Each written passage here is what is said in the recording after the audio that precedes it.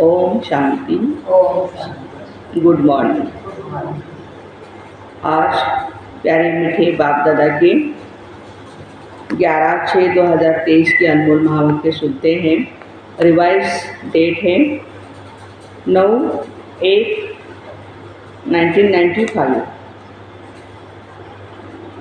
मुद्दे का टाइटल है निश्चय बुद्धि की निशानियाँ,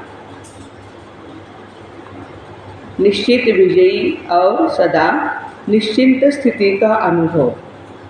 यदि हम बाबा के ऊपर ड्रामा या खुद के ऊपर निश्चय है हमारा, तो बाबा कहते उसकी निशानी क्या है? निश्चित विजयी और सदा निश्चिंत स्थिति का अनुभव करेंगे। आज सर्व बच्चों के रक्षक शिक्षक बाप दादा अपने सभी ब्राह्मण बच्चों के फाउंडेशन को देख रहे थे। ये तो सभी बच्चे जानते हैं, वर्तमान श्रेष्ठ जीवन का फाउंडेशन है निश्चय। जितना निश्चय रूपी फाउंडेशन पक्का है, उतना ही आदि से अब तक सहज योगी, निर्मल स्वभाव, शुभ भावना की वृत्ति और आत्मिक दृष्टि सदा नेचुरल रूप में अनुभव होती है। यदि हमारा फाउंडेशन निश्चय का पक्का है तो सहज योगी, निर्मल स्वभाव, शुभ भावना की वृत्ति और आत्मिक दृष्टि नेचुरल होगी। हर समय चलन और चेहरे से उनकी झलक अनुभव होती है, क्योंकि ब्राह्मण जीवन में सिर्फ जानना नहीं कि मैं ये हूँ और बाबा ये है, मैं शांत स्वरूप हूँ, बाबा शांति का सागर है, इतनी तक नहीं है। लेकिन जानने का अर्थ है, जो जानते हैं वो मानना है और चलना है। बाप दादा देख रहे थे, जो भी बच्चे अपने को ब्राह्मण कहलाते हैं वो सभी ये फलक से कहते हैं हम निश्चय बुद्धि है। तो बाप दादा सभी बच्चों से, निश्चय बुद्धि बच्चों से पूछते हैं, जब आप सभी कहते हो कि हम निश्चय बुद्धि विजयी है, तो कभी विजय या कभी हार क्यों होती है? जब कभी कभी थोड़ी हलचल होती है तो क्या उस समय निश्चय खत्म हो जाता है? क्यों आपका हलचल में आते हो, इसका मतलब है निश्चय कम है। जब निश्चय बुद्धि सदा हो तो विजय सदा ही हो, कि बीच बीच में घुटका और झुटका होता है? बाबा बच्चों को पूछ रहे हैं, निश्चय का फाउंडेशन चारों ओर से मजबूत है या चारों ओर के बजाय कभी एक, कभी दो, कभी तीन ढीला हो जाता है? चार निश्चय, चार बातों में हमें पक्का पता है कहाँ कहाँ हमें निश्चय हमारा होना चाहिए। एक खुद में निश्चय, एक बाबा में निश्चय, तीसरा परिवार में निश्चय और चौथा ड्रामा में। कोई भी चीज़ को मजबूत किया जाता है तो चारों ओर से टाइट किया जाता है। बाबा राज समझाते हैं कि चारों ओर से टाइट किया जाता है उसको। अगर एक साइड भी थोड़ा सा हलचल वाला होगा तो वो हिलेगा, तो हम क्या करते हैं, स्क्रू ड्राइवर देते हैं और फिर उस स्क्रू को हम टाइट कर देते हैं। तो चारों ओर का निश्चय अर्थात बाप में, आप में, ड्रामा में और ब्राह्मण परिवार में निश्चय, ये चार ही तरफ के निश्चय को जानना नहीं लेकिन मानकर चलना है। अगर जानते हैं लेकिन चलते नहीं हैं तो विजय डगमग होती है। जिस समय विजय हलचल में आती है तो चेक करना है चारों तरफ से कौन सा तरफ हलचल में है। बाप दादा देखते भी हैं कि कई बच्चों को बाप में पूरा निश्चय है, इसमें पास है, लेकिन अपने आप में जो निश्चय चाहिए उसमें अंतर पड़ जाता है। जानते हैं, कहते भी हैं मैं ये हूँ, मैं ये हूँ, जो हमारे सामान्य उनकी लिस्ट है, तो उसको क्या करते, याद करते रहते हैं मैं ये हूँ वो हूँ। लेकिन जो जानते हैं, मानते हैं, वो स्वरूप में भी होना चाहिए, चलन में या कर्म में होना चाहिए, इसमें अंतर पड़ जाता है। एक तरफ सोचते हैं कि मैं मास्टर सर्वशक्तिवान हूँ, विश्व कल्याणकारी हूँ, और दूसरी तरफ छोटी छोटी परिस्थितियों पर विजय प्राप्त नहीं कर पाते हैं। है तो मास्टर सर्वशक्तिवान, लेकिन ये परिस्थिति भी बहुत बड़ी है, ये बात ही ऐसी है, तो क्या ये निश्चय है? जब परिस्थिति आती है तो बच्चे बोलते रहते हैं कि ऐसी बात थी ना इसलिए ऐसा हुआ। तो क्या ये बाबा कहते हैं कि निश्चय है?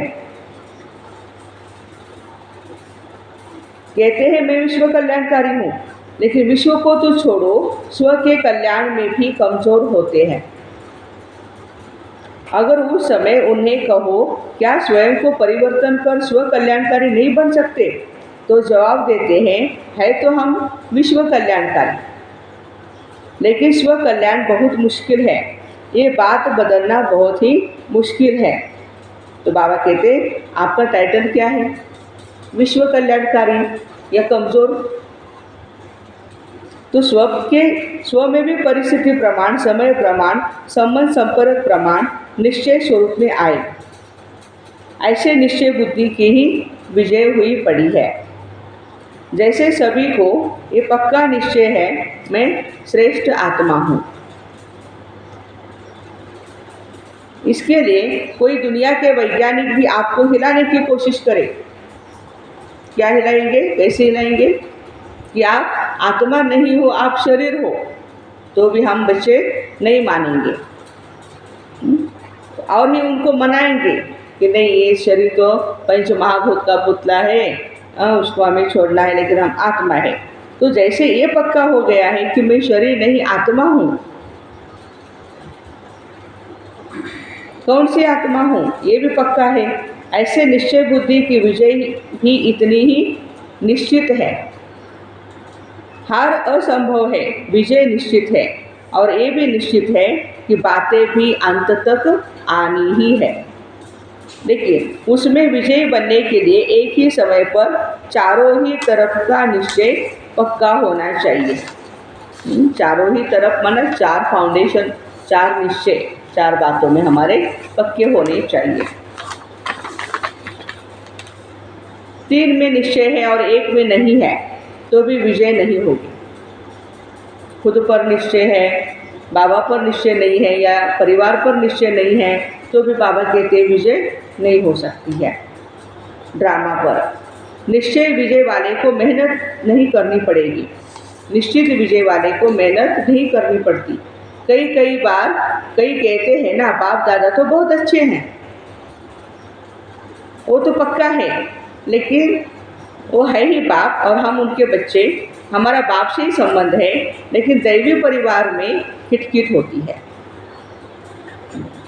उसमें निश्चय डगमग हो जाता है, इसलिए परिवार को छोड़ देते हैं, हल्का कर देते हैं। एक साइड ढीला हो गया ना, हमें परिवार नहीं चाहिए, हमें बाबा ही चाहिए, बस हो गया काम। तो बाबा कहते ये भी क्या हो गया? साइड ढीला हो गया। बिना परिवार के माला में कैसे आएंगे? माला कब बनती है? जब दाना दाने से मिलता है और एक ही धागे में पिरोए हुए होते हैं।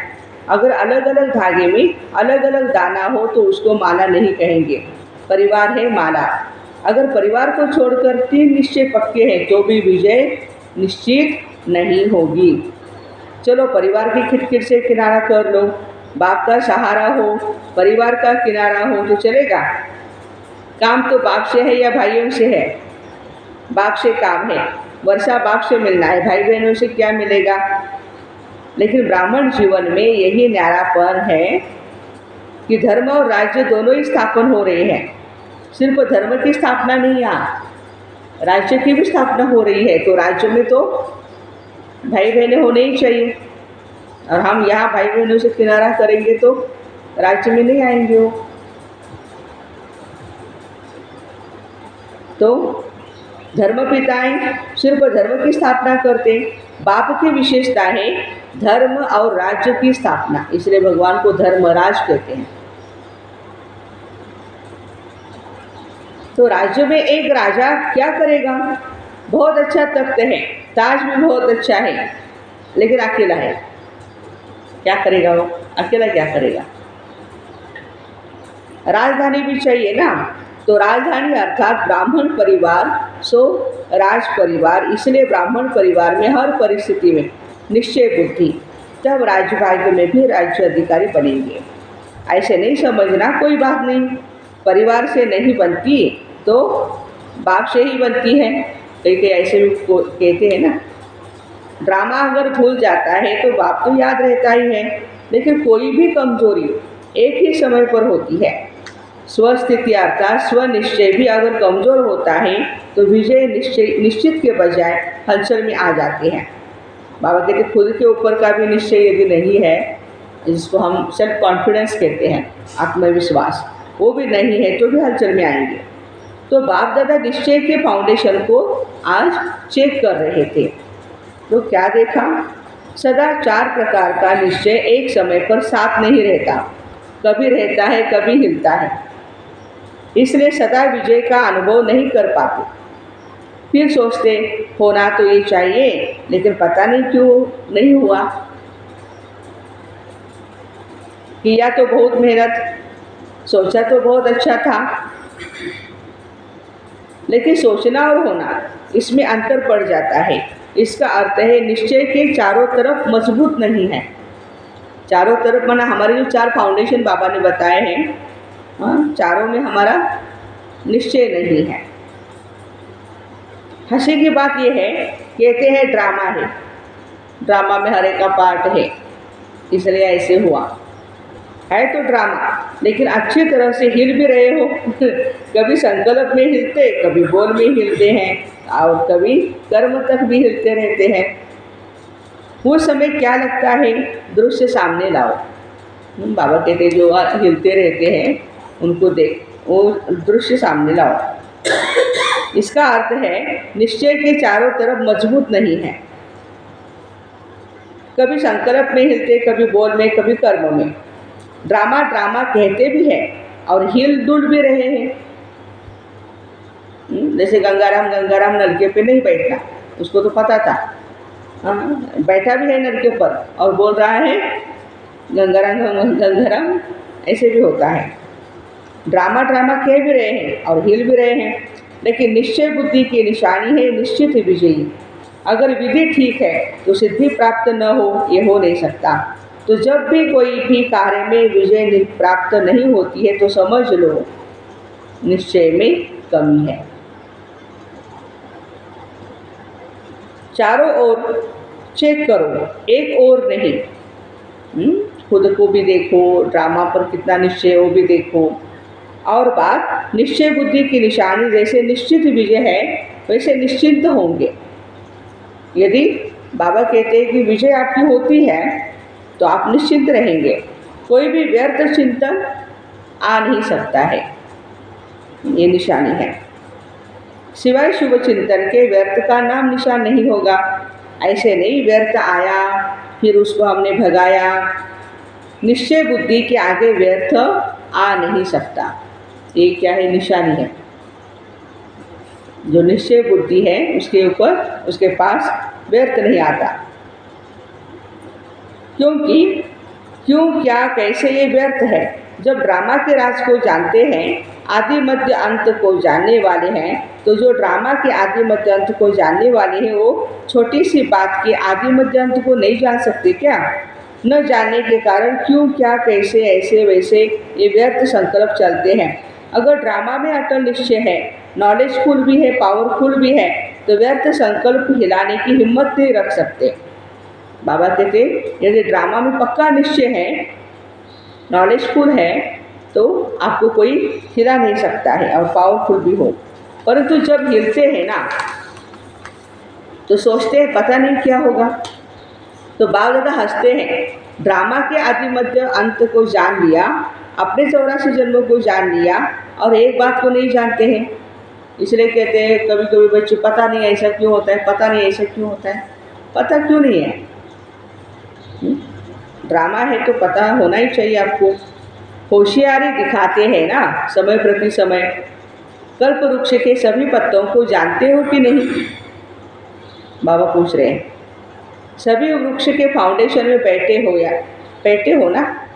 ये 7-8 ही बैठे जो चित्र में दिखाए हैं कल्प वृक्ष में, आप भी बैठे हो ना? तो जड़ में बैठे हुए वृक्ष को जानते हो, पत्ते पत्ते को जानते हो।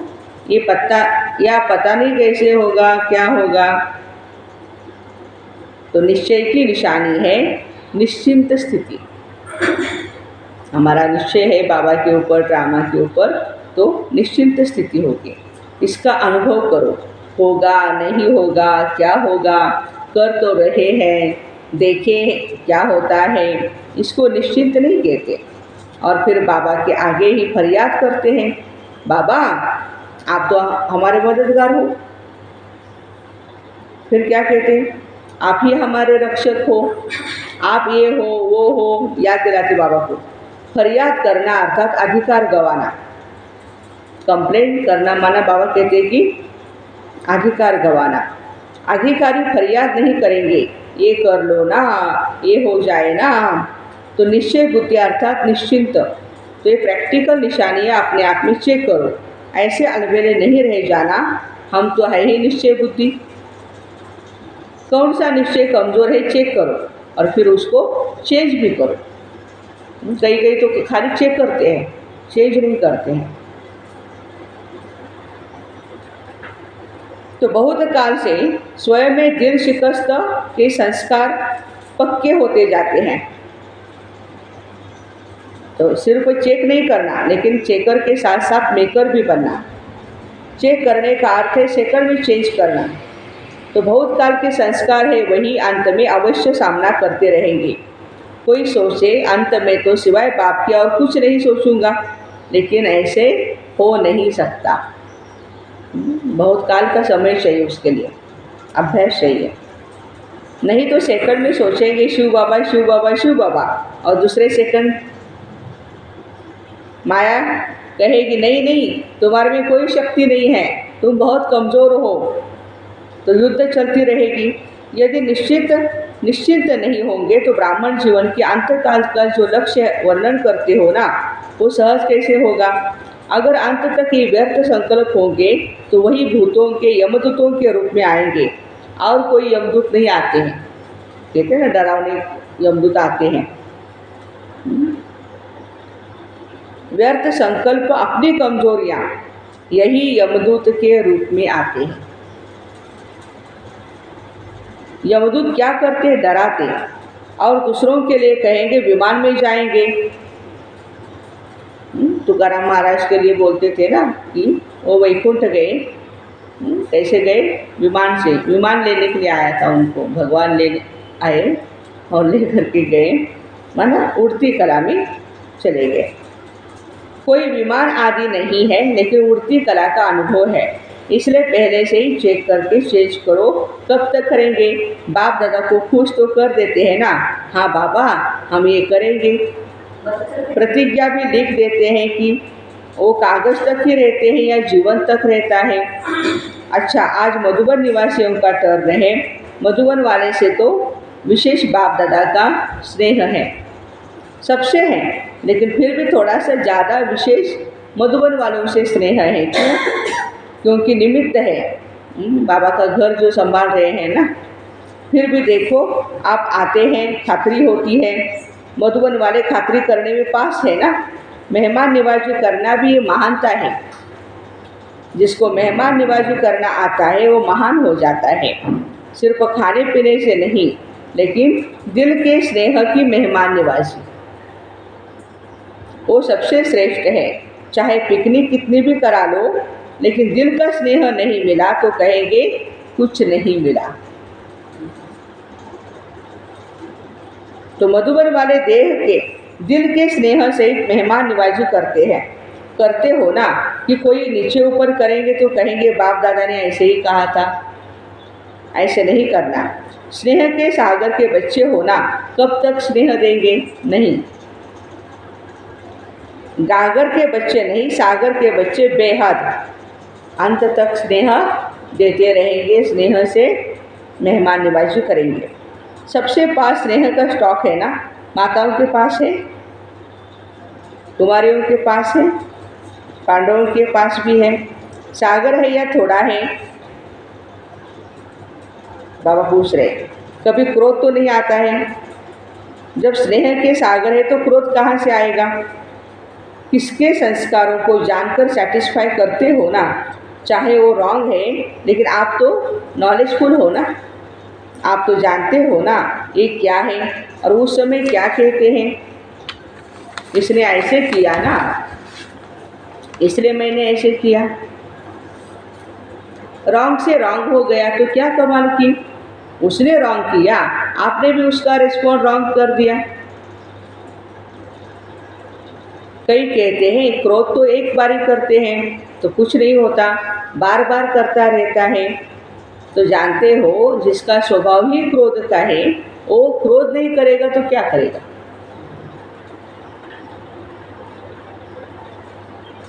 उसका काम ही है क्रोध करना और आपका काम है स्नेह देना।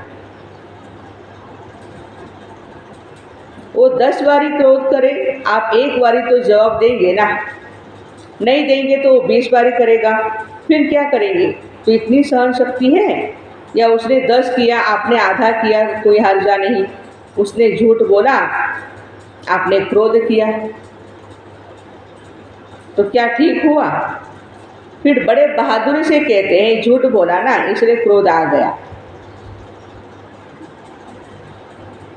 लेकिन झूठ बोलना अच्छा नहीं लगा, क्रोध करना अच्छा लगता है।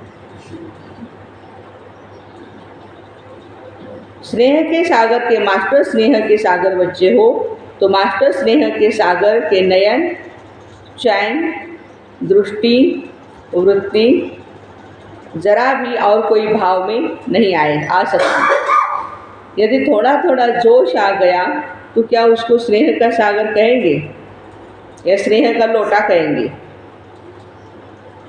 चाहे कुछ भी हो जाए, सारी दुनिया क्यों नहीं आप पर क्रोध करे, लेकिन मास्टर स्नेह के सागर दुनिया की परवाह नहीं करेंगे। बेपरवाह बादशाह हो, जो परवाह थी वो पा लिया। अभी इन बातों से बेपरवाह बादशाह, चेकिंग की परवाह करो, चेंज होने की परवाह करो, लेकिन बाबा कहते व्यर्थ से बेपरवाह बनो। कर सकते हो बच्चा, पोतरा, धोतरा, धोत्री थोड़ा सा क्रोध करेगा, थोड़ा सा नीचे ऊपर करेगा तो स्नेह के बजाय और भी भावना आ जाएगी। दफ्तर में जाएंगे, बिजनेस में जाएंगे, नौकर ऐसा मिल जाएगा, वायुमंडल ऐसा मिल जाएगा, लेकिन व्यर्थ से बेपरवाह बादशाह। समर्थ में बेपरवाह नहीं होना। कई उल्टा भी उठा लेते हैं, जहाँ मर्यादा होगी वहाँ कहेंगे बाप दादा ने कहा ना बेपरवाह बादशाह बनो। जहाँ हमारे नियम मर्यादा है वहाँ पर बेपरवाह नहीं बनना है हमें, लेकिन मर्यादाओं में बेपरवाह नहीं। आपका टाइटल है मर्यादा पुरुषोत्तम, ये मर्यादाएं ही ब्राह्मण जीवन के कदम हैं। अगर कदम पर कदम नहीं रखा तो मंजिल कैसे मिलेगी। ब्रह्मा बाबा के कदम पर कदम रखो तो ये है मर्यादाएं कदम। अगर इस कदम में थोड़ा भी नीचे ऊपर होते हो तो मंजिल से दूर हो जाते हो और फिर मेहनत करनी पड़ती है। बाप दादा को बच्चों की मेहनत अच्छी नहीं लगती, कहते हैं ना सहज योगी, और करते हैं मेहनत तो अच्छा लगता है क्या। अच्छा, बाप दादा ने बहुत अच्छी ड्रिल भी कराई।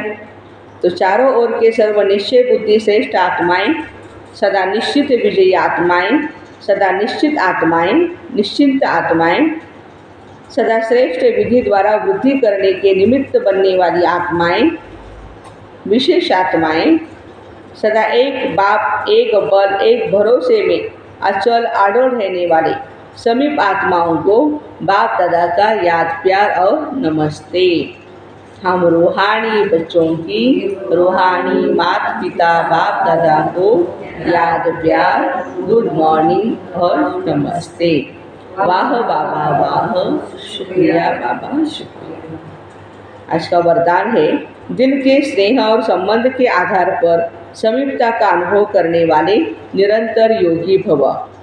ब्राह्मण आत्माओं में कोई दिल के स्नेह संबंध से आते हैं और कोई दिमाग अर्थात नॉलेज के आधार पर संबंध को अनुभव करने का बार बार प्रयत्न करते। जहाँ दिल का स्नेह है, संबंध है, अति प्यारा अर्थात समीप है, वहाँ याद भूलना मुश्किल है। जैसे शरीर के अंदर नस नस में ब्लड समाया हुआ है ना, ऐसे आत्मा में निष्पल अर्थात हर पल शिव बाबा की याद समाई हुई हो। इसको कहते हैं दिल के स्नेह संपन्न निरंतर याद। आज का स्लोगन है, निस्वार्थ और निर्विकल्प स्थिति से सेवा करो तब सफलता मिलेगी। सफलता कब मिलेगी? जब निस्वार्थ और निर्विकल्प स्थिति से हम सेवा करेंगे। तो ऐसे दिल के स्नेह और संबंध के आधार पर समीपता का अनुभव करने वाले निरंतर योगी भाई बहनों को ओम शांति। Have a nice day. Happy Sunday.